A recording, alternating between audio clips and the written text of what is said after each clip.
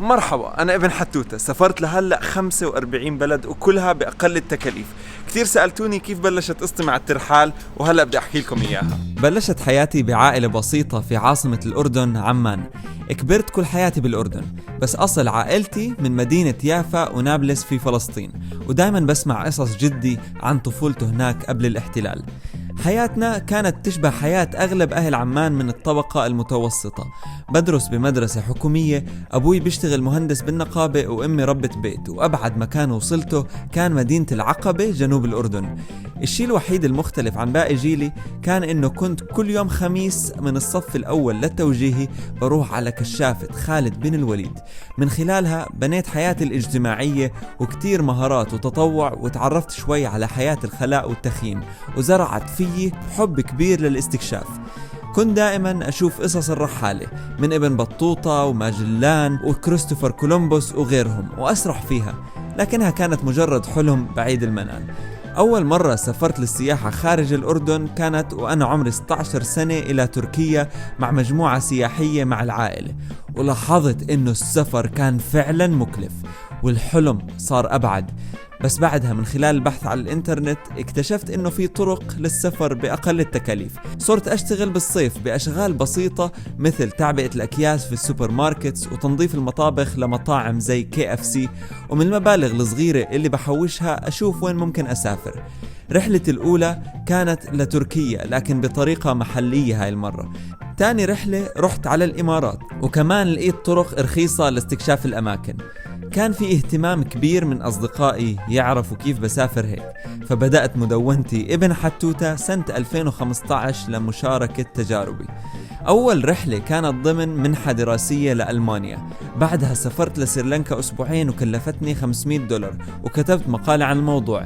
وبعدها رحت للهند لمدة شهر بمبلغ $600، ومع كل مقالة اهتمام الناس كان بيزيد، واعتبرت مدونتي من أفضل 5 مدونات عربية للسفر. لكن بدأت قصتي تنتشر فعليا لأول مرة لما بدأت أستخدم سناب شات. صرت أوثق رحلاتي وأشارك معلومات أول بأول من خلال هاي المنصة أول فترة انتشارها، ولاقت سناباتي انتشار كبير خلت اسمي يدخل قائمة مؤثرين مجال السفر بالوطن العربي، بالرغم أنه وقتها كنت مسافر 5 بلاد فقط. في هذيك الفترة كنت طالب بالجامعة الألمانية الأردنية بتخصص علم الحاسوب، وكنت الأول على دفعتي، وبسبب تفوقي اجت لي فرصة منحة لفصل دراسي بالبرتغال وكمان سنة في ألمانيا. خلال هاي الفترة سافرت تقريبا 20 بلد أوروبي. اشتريت كاميرا وبدأت لأول مرة أشارك فيديوهاتي على يوتيوب. تعلمت التصوير والمونتاج لوحدي، وبدأت أتطور واستمريت بمشاركة تجاربي ونصائحي للسفر من خلال القناة. نهاية فترتي في ألمانيا اجتني فرصة المشاركة في برنامج سديم لصناعة المحتوى في بيروت، وفعلا شاركت فيه وكانت تجربة رائعة عرفتني على كتير أصدقاء عظيمين. بس للأسف ما ربحت، لكن قدمت مستوى أنا راضي عنه.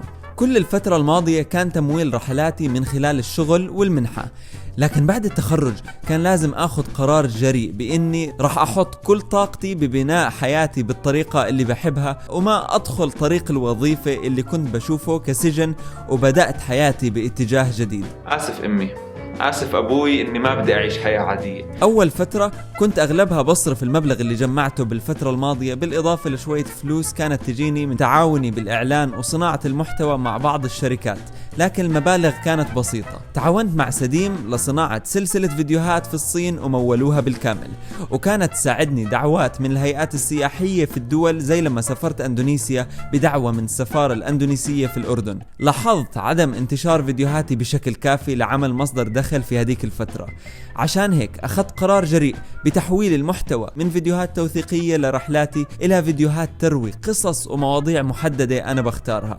ومن لما بدأت بهذا الطريق ارتفعت إعجابات صفحتي على فيسبوك من 100,000 إلى 500,000 خلال 5 أشهر، ومتابعاتي ومشاهداتي على مواقع التواصل الاجتماعي كمان زادت. ومن ذلك الوقت والمشاهدات على فيسبوك ويوتيوب هي مصدر دخلي الأساسي. كتير ناس بحسدوني على المكان اللي وصلته بدون ما يعرفوا انه قبل ليكون الترحال مصدر دخلي كان في 5 سنين من الجهد المستمر لبناء منصتي الإلكترونية. اليوم مستمر بشغفي وحبي للترحال وصناعة المحتوى، وحاليا هدفي أكون أول عربي بيصنع محتوى من كل دولة بالعالم، وكل هذا بجواز سفر الأردني. فكثر الله أسفاركم. سلام. مرحبا، أنا ابن حتوتة. إذا عجبكم الفيديو اعملوا شير واشتركوا في القناة عشان تتابعوا رحلتي حول العالم.